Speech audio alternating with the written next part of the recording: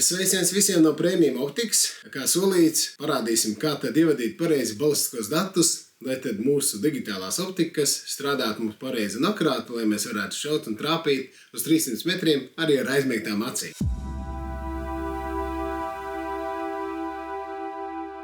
Šodien dienas kārtībā ir jaunums no HIK Micro Alpex Pro. Viena no svarīgākajām lietām, kas jums jāizdara, lai jūs varētu pareizi izmantot balistisko kalkulātoru, ir uzlikt pareizi tēmekli virsū. Un tas jāizdara ļoti precīzi, nekļūdoties. Kad mēs liekam virsū optiku, piestiprinam viņu, un ļoti svarīgi ir viņu nolikt līmenī. Un tur ir vajadzīgi kādi papildus aprīkojums, lai mēs to izdarītu veiksmīgi. Tautā ir divi paņēmieni, kā to var izdarīt. Viens paņēmiens tātad ar šādiem ķīlīšiem, kur mēs uzliekam šos Picatinny. Un šeit mēs dabonam taisnu pareizi stāvokli optikai pret Picatinny sliedi. Ja, tad atkarībā no augstuma ar šiem te mēs to varam izdarīt. Ja mums šāds instruments nederēs, piemēram, ja mums ir blāzerierocis, kam nav taisnas plaknes, tad mēs to varam izdarīt ar speciāliem rīkiem. Līmeņrādis, ko mēs uzliksim virsū uz stobra, nonulēsim, ja, un tad attiecīgi liekam virsū otru uz tornīša un skatāmies, lai tad mums šie te līmeņi rāži sakrīt. Tā ir ļoti svarīga lieta, jo ja mēs kļūtamies nedaudz, izveidojam kaut kādu sagāzumu uz sānu, tas nozīmē, ka mums tas balistiskais aprēķins uz lielāku distanci lidos savādāk nekā mums to gribētos. Tā ir viena svarīga lieta. Tie ir priekšdarbi, kas noteikti ir jāizdara. Un tad tālāk mums vajag pareizus datus, lai mēs varētu savadīt balistisko kalkulātoru. Viens no svarīgākajām lietām tātad noteikti vajadzīgs bīdmērs, un ar bīdmēru mums jānomēra no stobra centra līdz optikas centram, tā teikt, pareizais attālums. Šeit mums ir tāda taktiskā laidne, parasti medību ierocim tādas nav, ir pastobri, un parasti pastobri iet pa stobra centru. Kā var pārliecināties, vai mums pastobri iet pa stobra centru, tā teikt, stobru diametru mēs izmēram, un tad izmēram, cik mums ir pacēlums no pastobras līmeņa līdz augšai. Ja teiksim, tā nosacīt, ja mums ir 15 mm ir izbīdījums uz augšu no pastobras un 30 ir diametrs, tas nozīmē, ka radius ir pareizi, tad mums ir pareizi dati. Un ja mēs runājam par optikām, tad optikām visām uz vāciņa virsū pārsvarā ir logotips, ja mēs viņu noliekam taisni un pareizi. Tā tas ir ļoti daudzām optikām, ja, un tas ir mūsu optikas centrs. Tā ir svarīga informācija, jo, piemēram, ja mēs kļūdamies tā rupji pa 5 cm, tad ļoti iespējams uz 300 metriem mums aprēķins var kļūdīties pat pa 10 cm. Tad, kad mēs vadīsim munīcijas datus, piemēram, mums šeit pa piemēru ir RVS Evo 11,9 gramos smaga lode. Te ir rakstīti ātrumi, bet dabā patiesībā tie ātrumi nesakrīt, jo, protams, ka ražotājs ir testējis kaut kādu konkrētu ieroci, 60 cm garu stobru, varbūt mums stobru garums atšķirās, varbūt vītnes solis atšķirās. Ļoti iespējams, ka šie dati, kas ir ātruma dati, nesakritīs ar tiem, kas ir dabā, tāpēc ir ļoti labi, ja ir ātruma mērītājs, un mēs izmēram, mums ir pareizs aprēķins ātrumam. Un tad tālāk vēl kādi dati mums būs nepieciešami, balistiskais koeficients. Populārākie koeficienti ir G1 un G7. Visi jautā, ar ko tad viņi atšķirās. Ļoti vienkārši. G1 ir ļoti vienkārši aprēķins vienkāršām lodēm ar šalti purnu un cilindrisku aizmuguri. G7 ir precīzāks aprēķins lodēm, kas ir tā kā laivas formas, kur tiek ņemts viss lodes korpus un korpusa balistiskais aprēķins. Šī ir medību munīcija RVS, un šī ir ļoti vienkārši bildītē, var redzēt, tātad viņas forma nav laivas tipa, tā ir vienkārši tā kā cilindriska vairāk, un tad RVS šim dod balistisko koeficientu G1 aprēķinā. Tiesa, uz paciņas RVS-am to nevar atrast, es vismaz neredzu uz šīs jaunākās paciņas, agrāk varbūt, kad bija noplēšamie, tad varbūt tur bija vairāk informācijas, bet tāpēc ir labi atvērt ražotāju mājaslapu, apskatīties konkrēto munīciju, ja, un tad, ja mēs skatāmies, tad RVS mājaslapā paņemam Evo lodi 11,9 grami, un tātad balistiskais koeficients mums ir 0,366. Uz paciņas ir 810 metri sekundē. Es ar šo ieroci ar RVS munīciju šauju ar sako, arī ar garo stobru un izmēru ļoti līdzīgs ātrums. Jā, tātad vēlreiz, kas mums ir nepieciešams? Ļoti svarīgi ir uzlikt optiku ļoti precīzi, izmantojam tur ķīlīša principu vai izmantojam līmeņrādu principu. Pareizi uzlikt optika, numur 1. Numur 2, tātad mēs izmēram starp stobra centru un optikas centru attālumu. Mums tas ir 65 mm. Visa pārējā informācija, kas mums ir lodes ātrums uz paciņas ir Labākajā gadījumā, ja mēs to varam izmērīt šautavē, un balstiskais koeficients, kas nevienmēr ir uz paciņas, un ja ir amerikāņu munīcija, iespējams, ka tur ir jārados, mums ir metriskā sistēma, kur mēs orientējamies un liekam metriskajā. Tagad pat liek salikt iekšā tēmeklī, izvēlēties profilu, distanci un salikt balistiskos datus.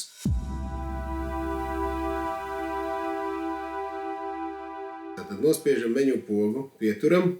Te mēs redzam daudz interesantas lietas. Var skatīties gaišumus, kontrastus, var regulēt dienu un nakti. Var paskatīties arī ierakstu, kas ir ļoti interesanti HIK mikroražotājiem. Bet mūsu gadījumā šoreiz mums ir svarīgi nulles iestatīšana. Mēs, protams, varam izvēlēties nosaukumu.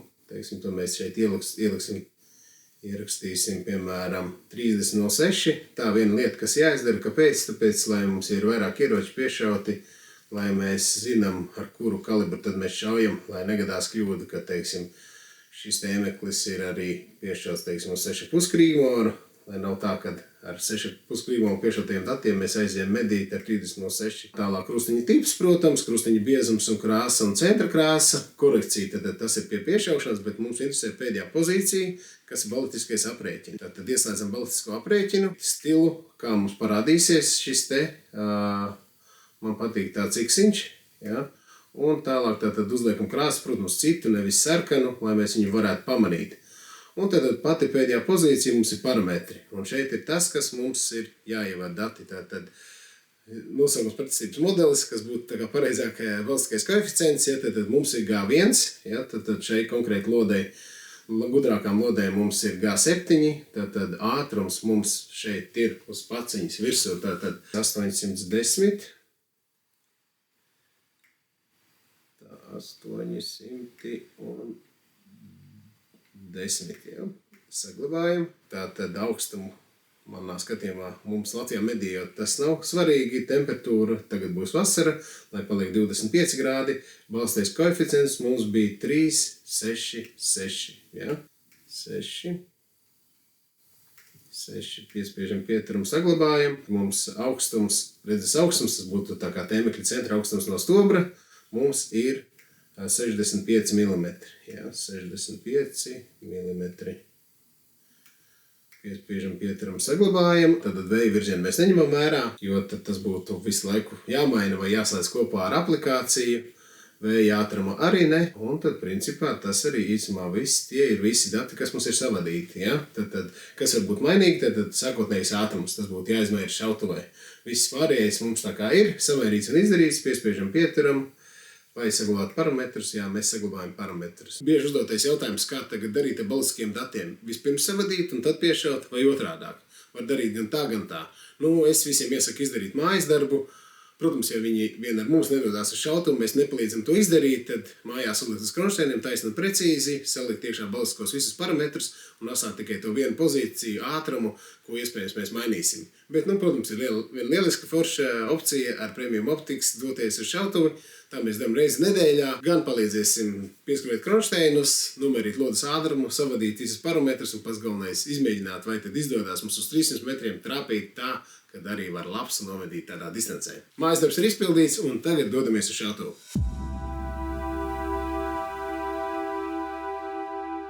Testēsim, kā tad mums ir izdevies savadīt balistiskos aprēķinos, attālums no optikas līdz stobram un visu pārējo. Un tagad mēs paskatāmies, vai 300 metros mums aizies trāpījums. Ieslēdzam mēs video ierakstu. Man stāv optika uz lielāko palielinājumu. Es noregulēju asumu, lai ir asa bilde. Un ko? Tagad izmērīsim attālumu. Mums vajadzētu iedot korekciju, ja viss ir pareizi. Un kas mums te notiek? Jā, 300 metros mums parāda korekciju ar foršu zaļu krustiņu. Tos visus tīkliņus un visu to var arī mainīt. Un par to tad būs atsevišķs stāsts, bet tagad pats galvenais 300 metros šaujam mēs pa gongu un vai mēs trāpam.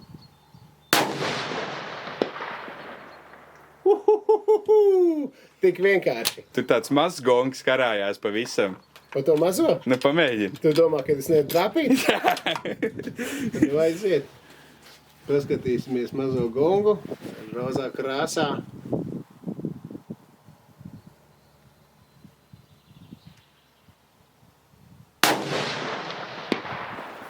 Es pilnīgi nobijos.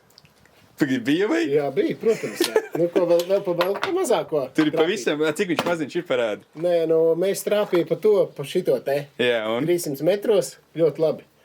Un tur bija tas super mazais. Jā, nu viņš tāds, tu vari parādīt rokām, cik viņš liels. Jā, nu ir tāds, tā kā sinepļu burkas vāciņš. Es paskatīšos, vai viņu vispār es redzu. Tā ir viena lieta. Tā, kur mums viņš ir? Aha, es viņu redzu. Jautājums, vai es varu trāpīt.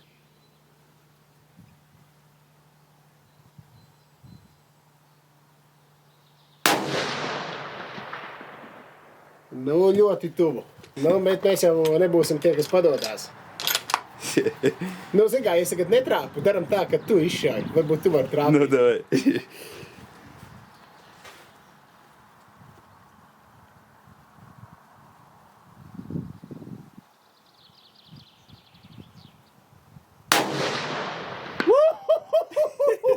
Bet viņš laikam nabaks aizlidoja. Paskatīšos, kas ar viņu notika. Jā, diemžēl viņš aizlidoja. Nu, manu rekordu neviens vairs nevar atkārtot. Iedomājies, pa šitādu trāpīt. 300 metros. Tu taču vari, es nezinu, caunus medīt. Putnus. Labi, es tad saglabāju ierakstu. Jā, nu ko, nu brīnišķīgi tā teikt. Izdarījām mājas darbu. Savadījām precīzi balistiskos datus un praksē pierādījām to, ka uz 300 metriem reāli var trāpīt pa šitādu mazo. Ja tā godīgi, es neticēju tam. Es tam neticēju, tas ar dienas optiku var izdoties, ar tām digitālām tā izrādās, ka var. Nu ko, tad, nu ko, lai vēl pasaka? Nu, lai Rainers paņem un izšādi. Ja rodās kādi jautājumi, un es uzskatu, šai optikai pilnīgi noteikti vajag izmantot balistisko kalkulātoru, mazos plēsējus var medīt ļoti, ļoti tālu, 300 metros, un kā redzat, ar trāpīšanu arī viss ir kārtībā, un ierodās jautājumi sazinieties ar mums, un mēs pastāstīsim, kā tad mēs ievadījām visus parametrus, kas ir lietas, kam jāpiešķir vērība, lai tad tas iznākums būtu tāds skaists, tā kā pašiem prieks un smaids līdz ausī. Un pats galvenais, jāiegādās pie premium optikas, un tad optikas vienmēr šai precīzi mērķī. Nu ko, mēģināsim reiz, ja? Nu, man jau nav tas malais kauss. Tā kā, nu... No re. Par to, kas karājās, ja? Tā kā, ja būtu siņa pa burka vēl projām, tad man liekas, tad tev būtu konkurence. No skaidrs, jā. Bet nu ko, es arī varu pateikt to pašu, ko Viesturs teica, kad rēķinies 300 metros, tu vari izšaut pa šitādu gongu, tu vari trāpīt ar korekciju. Tas nozīmē, ka tēmeklis strādā. Nu, Rainer, tu ieteiktu Alpex Pro? Pēc tā, kā viņš rāda dienas laikā, kā viņš rāda nakts laikā, jo mēs arī to notestējām, tā kaut kur varam video pielikt klāt, to, kad balistika strādā, ir, bilde ir kvalitīva, ir, piešaut var ļoti labi, tā, ka lodē sajiet, nav iemesls neieteikt. Jā. Tikai jautājums, vai tu vēlēsi no Hikmikro ražotāju, varbūt tu gribi citus ražotājus, bet, lai to noskaidrotu, sazinies ar mums un mēs visu izstāstīsim. Tiekamies nākamais video!